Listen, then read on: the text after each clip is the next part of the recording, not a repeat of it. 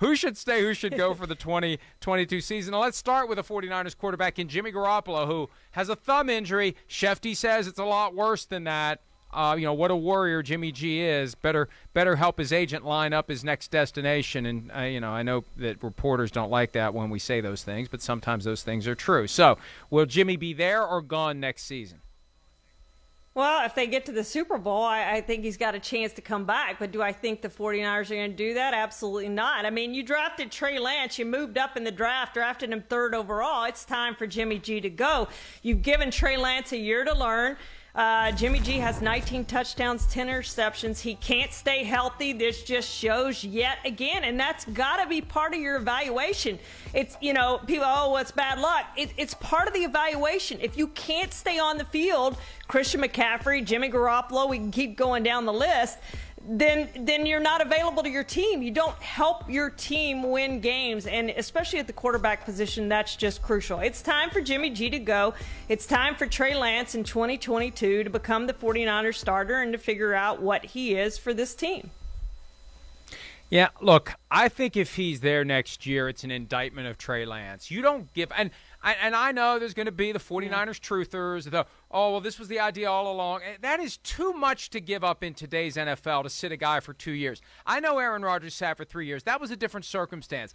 That was because they were dealing with a guy who couldn't make up his mind on any given day whether he wanted to play football, so they had to have a fallback position ready to go for the moment that Brett Favre finally retired. And it got to the point after 3 seasons where they nudged him out the door by asking him for a clear answer during a month when they knew his answer would be no if he had to give an answer, and then his answer flipped to yes in the month of the year when it would ordinarily be yes. So this is an effort by the 49ers to upgrade, and the guy they drafted isn't an upgrade. It's a failure by the 49ers, and they still may make the playoffs. They still may make the Super Bowl, but you know what? Their chances took a hit last week because Jimmy G threw 2 untimely interceptions. They're up 7-0. They get another touchdown. They're up 14-0. That game may be over at that point. Then it's 10-3, and Jimmy G throws. And Kyle Shanahan tried to say it's not just on him; it's on everybody who was on the field. Everybody on the field was doing their job. Jimmy G's the guy who had a couple of bad decisions and bad throws. And I think that if the 49ers are and you hate Jimmy Garoppolo? No, I like accuracy. I like honesty. I like truthfulness. He has held them back. You can make all the excuses for him that you want. He has held them back, and there's some sort of a warped relationship there, and I feel like Kyle Shanahan needs an intervention to finally move on from Jimmy G, and we'll see whether or not they do, but I think they should. Let's move on to Joe Judge. There was a report over the weekend, also from Shefty, that Joe Judge will be back as the Giants head coach, and Daniel Jones will be back as the quarterback, and if there's a new GM, what the hell's the GM going to do? The 2 biggest decisions have already been made for him. Should Judge be back, or should he be gone, Charean?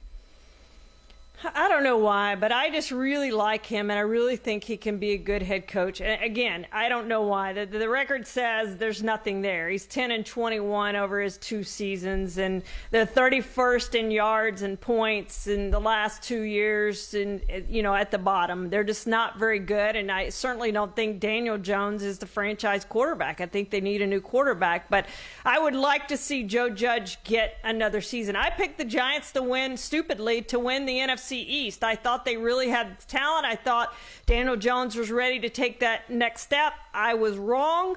Maybe I'm wrong that Joe Judge should get another season, but I do think I would give him 1 more year just to see. Yeah, I think there's a broader philosophical discussion that needs to be had here, and it relates to the way the Giants do business. And I think the Maras are far more involved in that team than they'll ever admit, because they don't want to be the ones who are skewered on the back pages of the tabloids. We know John Mara is very involved. Chris Mara, his brother, is the VP of player personnel. They've got a nephew who is in the personnel department. They aren't as obvious and open and notorious as the Joneses are, but I think they have every bit as much authority and say over what happens. They just need to have scapegoats. And this apparent move to go with Kevin Abrams, which a lot of people think will happen, he'll be promoted. Well, why is a guy who's part of a bad front office getting a promotion into the job of the GM who was just fired because the personnel isn't good enough? But this is a deeper issue and a deeper problem. I'm a believer that the GM and the coach should always be on the same page. And if they're going to go out and find a GM, that wants Joe Judge, that would have hired Joe Judge to be the head coach, you're limiting your universe of potential GMs and possibly not getting the best one. So I think the issue here runs far deeper than whether or not you keep Joe Judge. I think they will, but I think the best approach is for the Maras to completely get out of football, hand the keys to somebody who knows what they're doing, and stay out of the way and be super fans. They won't do that, though. And that's fine. That's their prerogative. But they're never accountable. Like Jed York said 5 years ago, you can't fire the owner. So what can Giants fans do other than deal with it? That's the problem. And but they'd be better off, I think, if they just got out of the way. Of course, they can say, "Hey, we've been involved for years, and we got a couple of Super Bowls to show for it." So that's part of the problem too. Even though they've had a bad 10 years before that, they weren't horrible. Mike Zimmer, 8 years with the Vikings. This will be the first time he's gone 2 straight years without a playoff berth, unless they somehow pull an inside straight and make it into the round of 14. Does he stay or does he go? Should he stay or should he go? Oh, well, you know what I think of Mike Zimmer. I absolutely love the guy, but 3 postseason appearances in 8 years, that's tough for an owner to sit there and say, well, I'm going to give you another year. To me, the biggest question for this team is what are you going to do at quarterback? Because I don't know that getting a new head coach with Kirk Cousins as your quarterback is going to get you over the hump. I just don't see that happening. So if they stick with Kirk Cousins, I would stick with Mike Zimmer another year. If you're going to get you a new quarterback, then maybe you go get a new head coach, an offensive-minded coach, and bring in a new quarterback to try to turn this thing around. I mean, they are close. I mean, they're one play. You look at all those games, they're one play away, and we know they've had leads in games. They just haven't been able to keep them and all that. But 3 playoff appearances and a 2-3 record in the postseason. They had the 1 trip to the NFC Championship game, yet to get the Super Bowl under Mike Zimmer. They need to have a run here. They need to win these 2. That was a killer yesterday, but they need to win these next 2 games and get into the postseason and maybe win a game, and maybe there's no decision to be made. He's coming back. I don't think that's going to happen. I do think they have a decision to make after this season. And look, I've got an issue with a defensive coach who completely abdicates responsibility of the offense, throws the keys to the coordinator. I don't like how it went down last year with Gary Kubiak waiting deep into January to retire, making it harder to replace him and setting the stage for his son to get the gig. That has always not set well with me.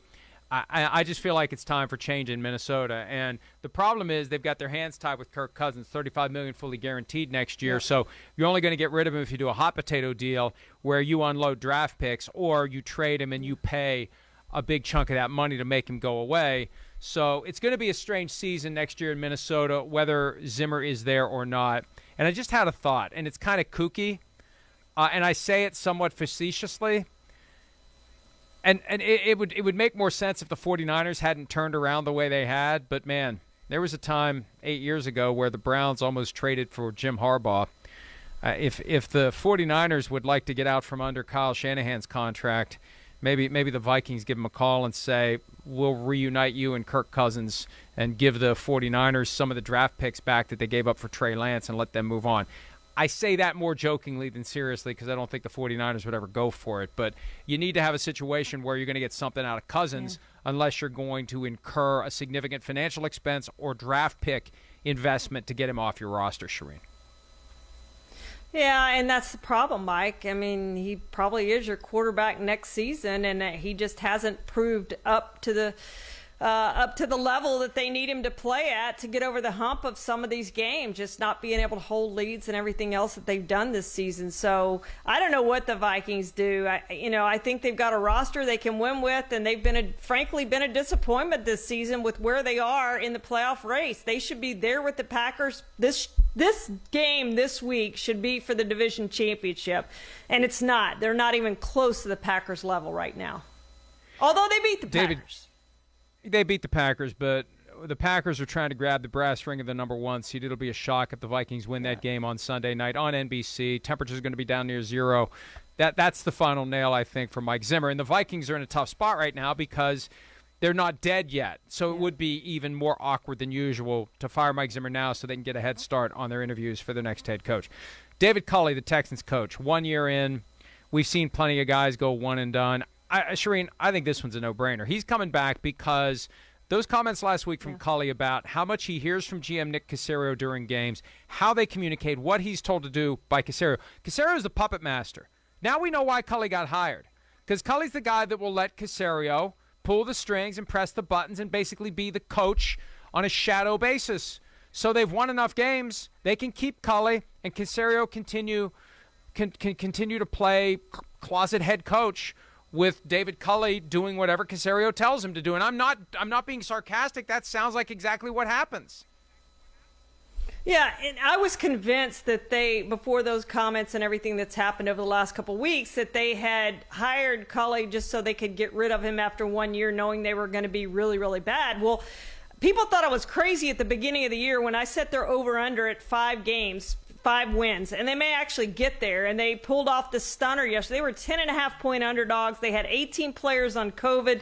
That included Brandon Cooks and 3 offensive linemen, and they're banged up. The job that he did, he and his coaching staff did yesterday and have done over the last few weeks, these rookies, Brevin Jordan, Davis Mills, Roy Lopez, they've gotten a ton out of these guys, and you've just seen them get better. And I'm not so certain, Mike, that the Texans probably have said this wrong, but are we certain that Davis Mills is not the best quarterback in this quarterback class, in this rookie class? He has just kept getting better and better and better, and he, over the last 2 weeks, he's outplayed Trevor Lawrence and he's outplayed Justin Herbert. 10 touchdowns, 3 interceptions in the last 8 games, and 3 300-yard games. I do think David Culley comes back for the reasons you stated, and also because they've seen the development, and when they trade Deshaun Watson, they're going to have all those draft picks.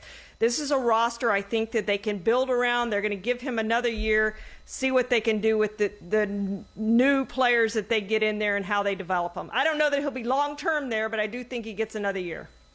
They continue to be the team that couldn't tank straight because they should not be winning these games. I'm sorry. It's going to hurt their draft position for next year, although they may be building something that can carry over. Last one, very, very quickly, Cliff Kingsbury, and this assumes the free fall continues, and they finish 10-7. Let's say they lose to the Cowboys on Sunday. Let's say they lose to the Seahawks to end the season and limp into the playoffs at 10-7 and go one and done. Is Kingsbury out?